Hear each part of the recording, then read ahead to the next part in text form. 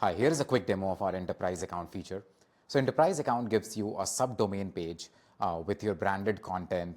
It allows you to assign access to different members in your team, what features, scenarios they get access to, how many minutes they consume.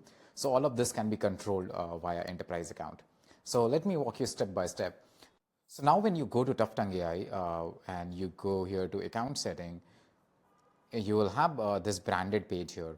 So here you can create a brand page where you have to fill certain information like name, what is the slug, like what domain that you want on us, and then description, FAQ, and all of these. Once you put and logos and other piece of information, once you put all of these, so then you get a page like this, which is the Google page that I have created.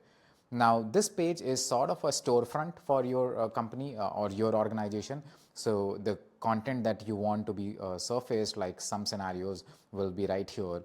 Now, this scenario itself is controlled by different set of permissions that I will walk you through, but this could be the landing page. If the user does not have access to this page or is not a member of your organization, they will see something like this, that it's a private organization, log in, and when they log in, unless they are a member of your team, they will not get access to it.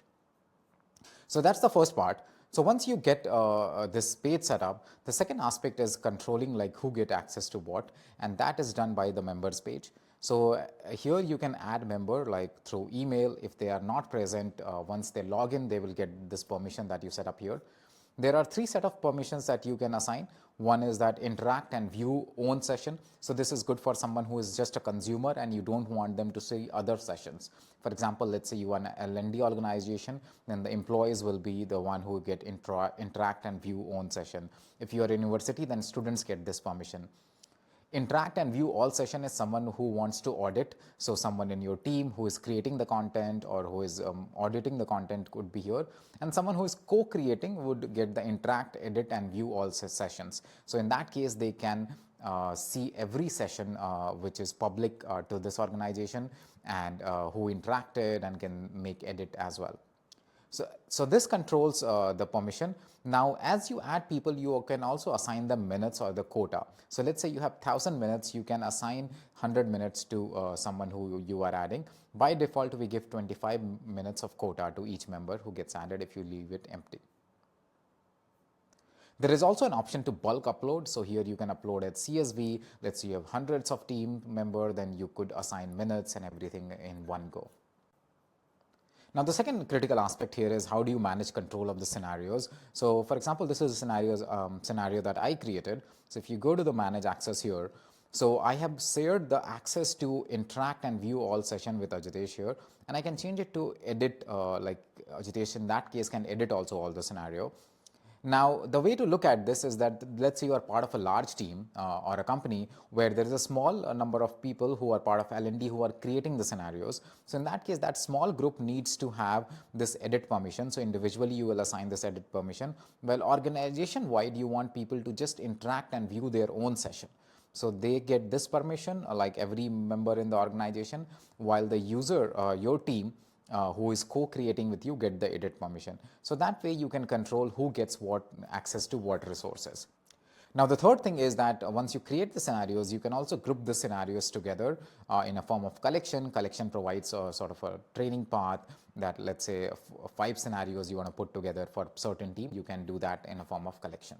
Now, this takes care of the basic things on the permission and control side.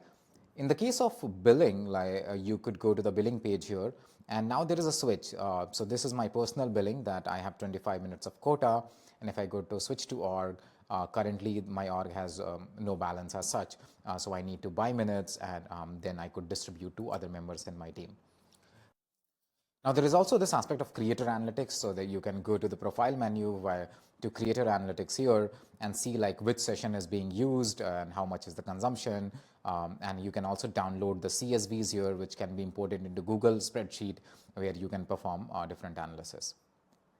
Now, that's mostly covers like from the business standpoint, like organization, members, and other. Now, if you are a developer, you can create an API token here. For example, I have already created this API token, and this can be usable both within the organization resources that you own and outside as your personal access token. The only change here is that any access resource you need within the organization, you need to pass this header with tt.org and this org ID. So this org ID you need to keep noted from here, and every time you make any API call, just make sure that you add this header. Right now we don't automatically add this header in the case of this developer tool, but when you are integrating, you should make sure that you do that. That's it. Let me know if you have any question. Thank you so much.